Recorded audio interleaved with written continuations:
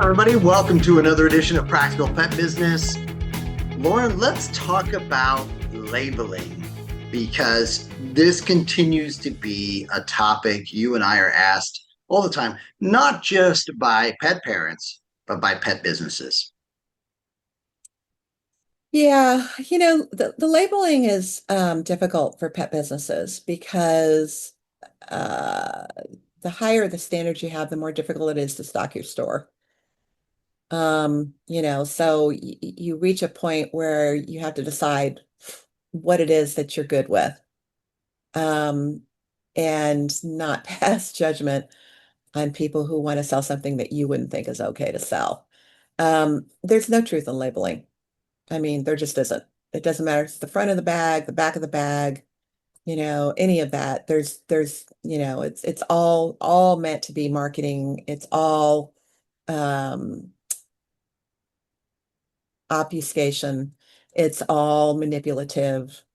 It's very difficult. And, I've been in stores and overheard um conversations with store staff and customers. And it's interesting to me how many of them will use the marketing verbiage that comes from the individual brands and not actually talk about the label because they either can't or they know that it's a problem to talk about the label.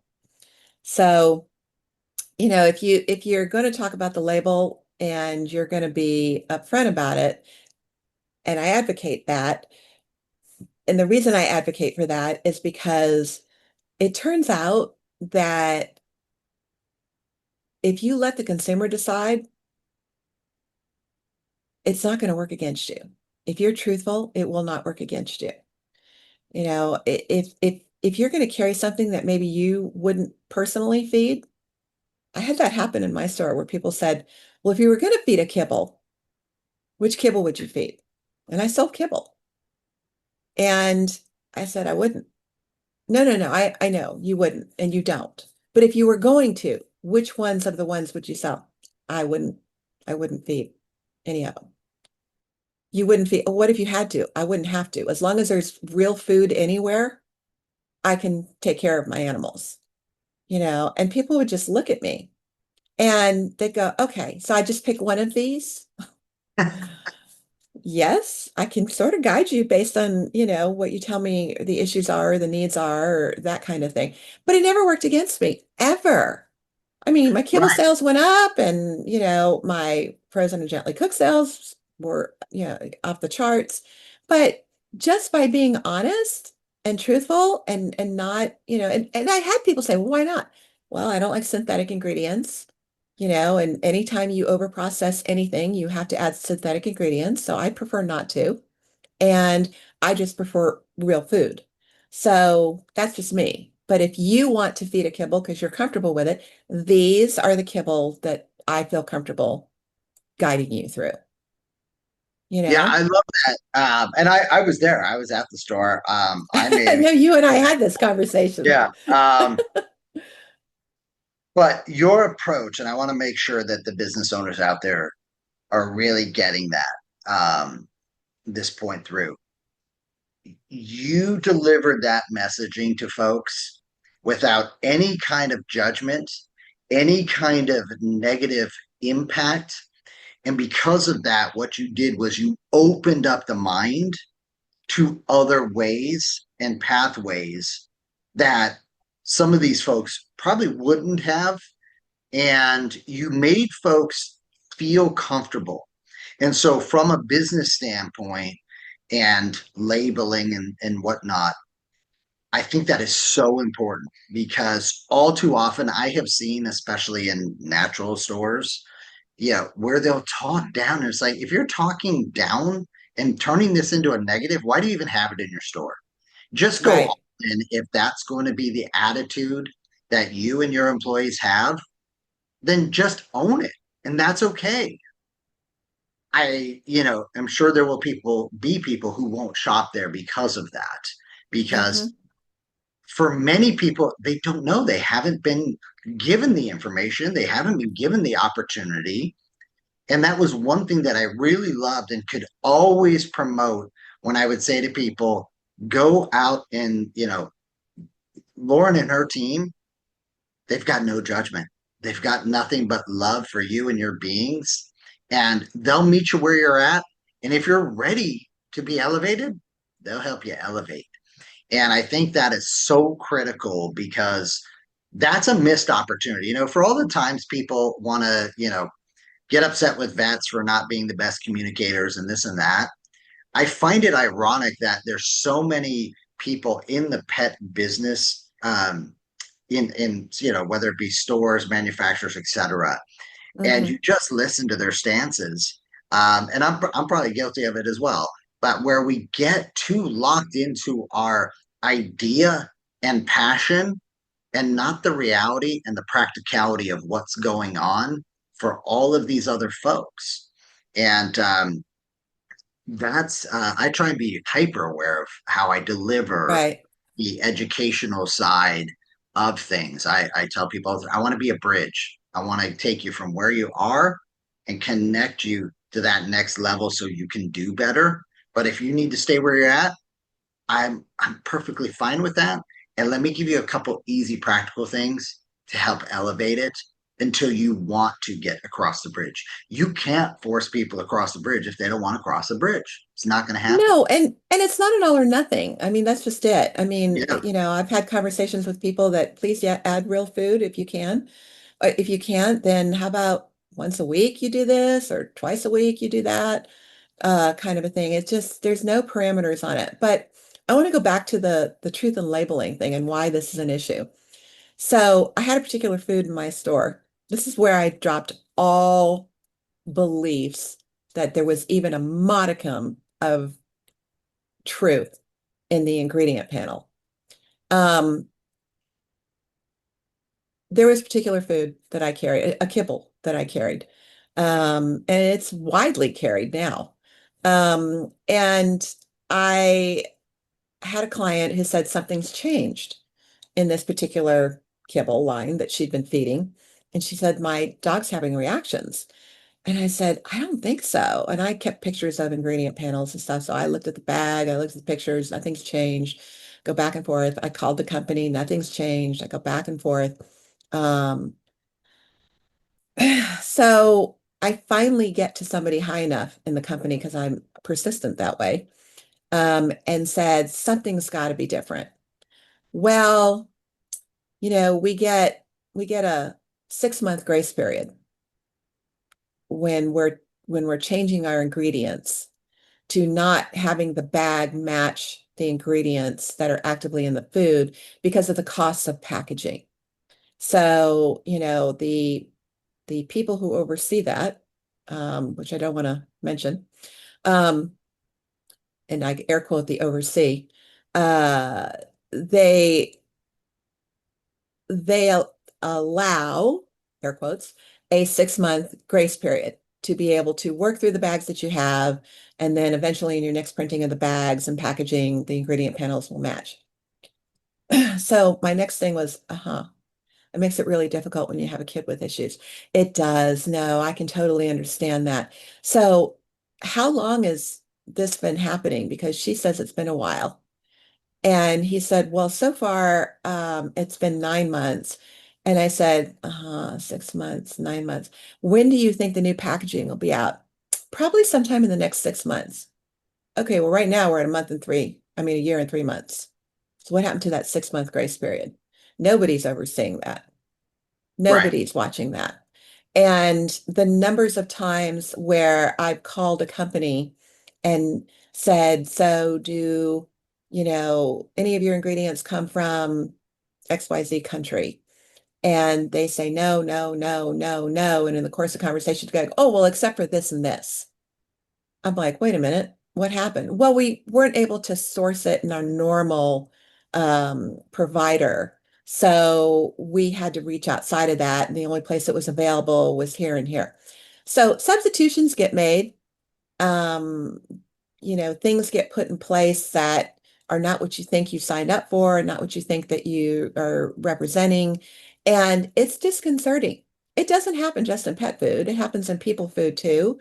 It's I care more about pet food than I do people food, because people have the ability to, look at that and decide that and move accordingly. And it's transient, right? We get a variety. We tend to rotate our own diets, but people don't tend to rotate animal diets. Right. And that's the cause for concern. If you're not rotating, if you're not feeding multiple things, then it's an even bigger issue. So I just really hope, after 25 years and the numbers of conversations that I've had with brands, and I am painfully persistent and, detective-ish on this, that I'm digging, digging, digging all the time to find out the things that I found out. It's just better not to believe it. And if somebody comes in and says, I don't know, my dog's been doing well on this, but they're not anymore, why fight it? Find something else because I guarantee you there's a change that isn't Yeah. reflective anywhere that you're looking at it. And it's, even if they change co-packers, then, or they change sources, that is then going to change the ingredients, right? Because your animal is what the animal they ate when it was alive. So all of that affects it. Yeah, and I love that you talk about if they change co-packers. Let's talk about sometimes it's not that they change the co-packer, it's that they're no longer one of the top brands at that co-packer, and their That, scheduling has been adjusted and changed, and or oh, they were splitting orders on things with some of the other things that are being co-packed at that mhm, facility. The biggest one decides they want to make a change that has a trickle down throughout. There's sure no does. line of sight on that. There's just no line of sight, no communication.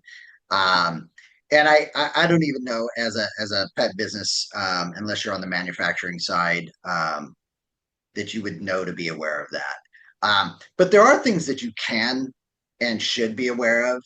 And I mean, there's a couple of baseline things that really frustrate me when I'm in stores and I hear people go, "Oh, this is great. It's all natural."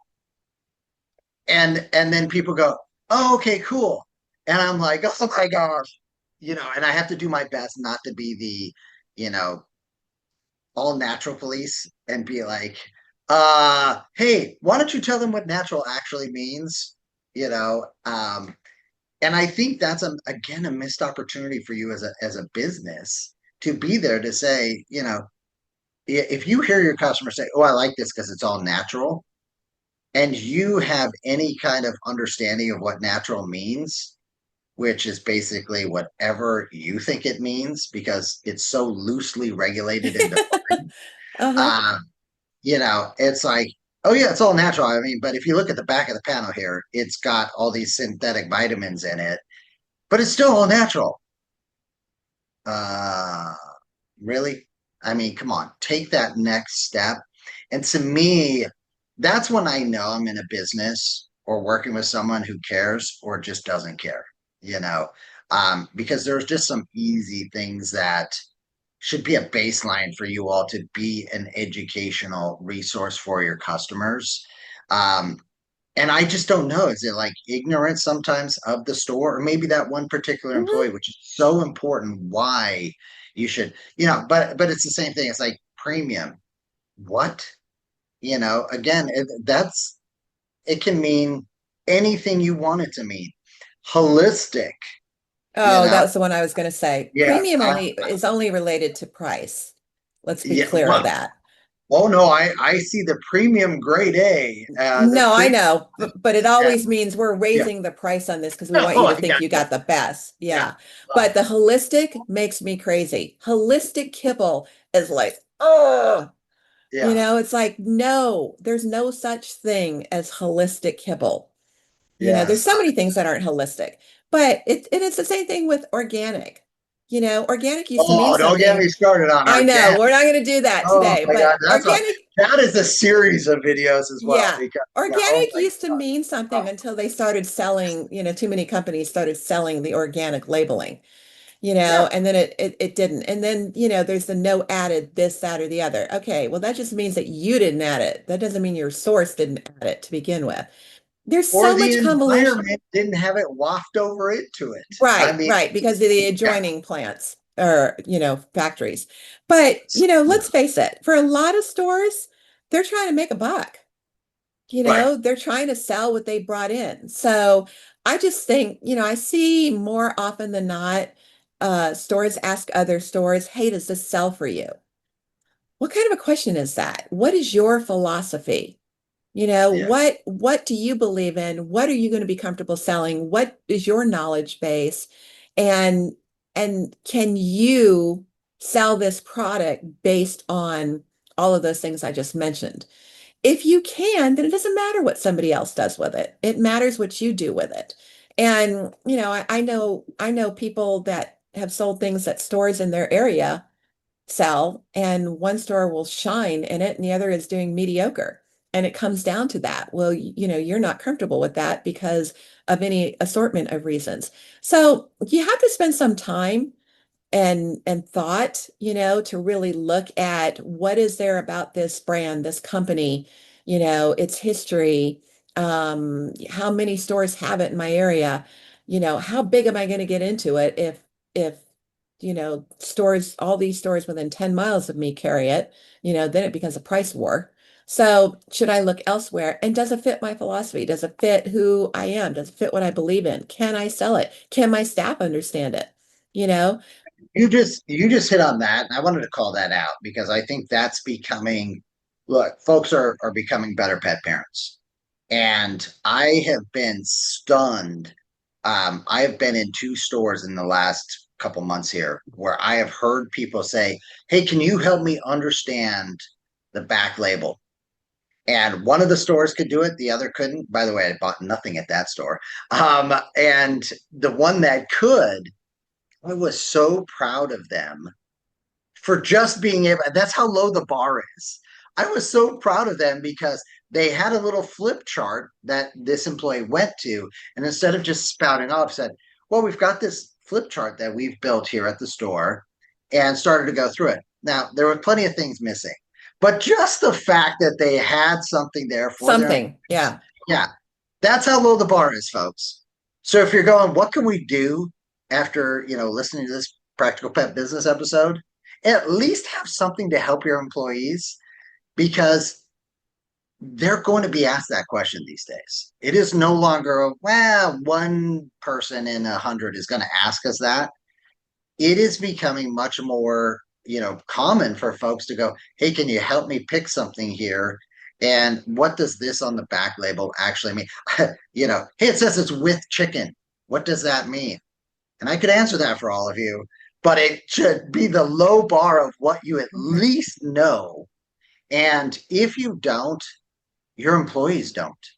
And if Well, your that's employees don't, demographically impacted though, right? That's yeah, demographically impacted because, East Coast, West Coast, those coasts tend to be more focused on ingredients and those kinds of things. And then it sure. just sort of depends geographically from there. But, if people came in, no matter what level they wanted to talk about something, we could talk about it and discuss it with them. But But it isn't even that you have to, because what it really comes down to is be comfortable enough and open enough to have the conversation, know enough to talk about it. Whatever you don't know, be able to get back to them. But here's a classic example of how customers are. Somebody comes in, can't find a particular kibble. This place they normally buy it, I don't recognize the client. I know they're not a regular client. I'm the one they're dealing with. And I go, we don't carry that brand. Well, do you know where I can get it? Yeah, it's going to be difficult right now because it's got a massive recall going on.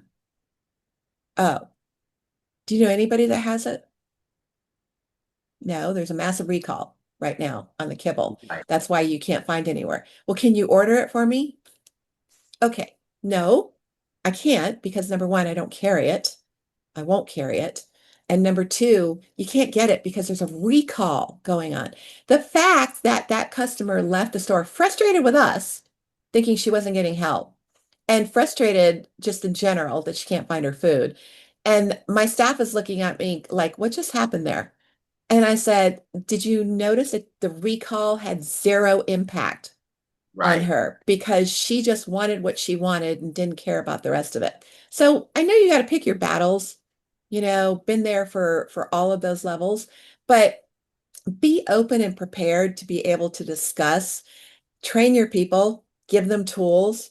Please don't have the brands train your people by themselves, meaning that that can't be the only training they get. You've got to go beyond that for the educated client and so that they can have that conversation or have the opportunity for a get back to, so Yeah. that you can follow up with that client. But it's difficult. There's no truth. Do have zero expectation in fact about any of the ingredient panels because it's Yeah. it's it's it's really a crapshoot. Yeah. And it's not just the ingredient panels, but what's the hot topic of that day? And you'll see because again, folks start to come into your store and they're looking, I won't devolve into the grain free versus this versus that, but Hmm. there are different times where all of a sudden that catches fire. And Hmm. you better know that your folks are going to get asked that question. So do yourself, do your staff, do your business the favor of having an answer, having an understanding, because that's what the customer expects. And if you're not You able gave to, a perfect example. You gave a perfect yeah, example because there's nothing in grain that will help the heart. Nothing. yeah, Nothing. Yet that trend and that buzzword, I can't tell you how many tens of thousands of times I've made that statement and people bought grain in. It's like, oh my gosh, that's what they thought, that's what they heard. And so to be on the safe side, that's the rabbit hole that they decided they were going to camp out in. right, And it's so frustrating. There's so much trendy stuff. So you could tell the truth. It's not going to cost you in the long run. right, right. No, it's a lot more to unpack. This is the first of many conversations we're going to have about labeling and I don't even use the term truth in labeling anymore. Remember when that was No, a hot term? Um, but I appreciate that. Hopefully, we gave you a few nuggets that you all can, really grasp onto and take a look at yourself, take a look at your business. Are you hitting where your expectations are? And are your expectations aligned with where your customers' expectations are? I know as a business, we always wanted to do at least one step better, not just than our customers, than our competition, but than our expectations were.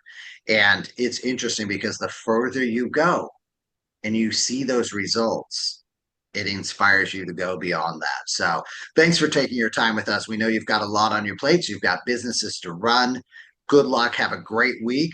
Lots of success your way. Thanks for joining us here on Practical Pet Business. thanks, guys.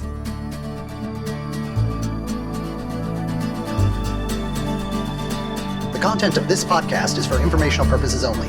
It is not intended as, nor should it be construed as, professional medical advice, diagnosis, or treatment for your pets.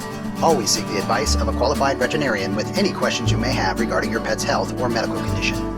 Never disregard professional veterinary advice or delay in seeking it because of something you have heard on this podcast. The hosts and the guests of this podcast are not liable for any actions taken based on the information shared during these episodes. Any reliance on the information provided is solely at your own risk. Copyright 2025 Practical Pet Chat, all rights reserved. Unauthorized duplication, distribution, or reproduction of any content from this podcast, including but not limited to audio, scripts, and show notes, is prohibited without prior written consent. The opinions and views expressed by the host and guests are their own and do not necessarily reflect the views of Practical Pet Chat.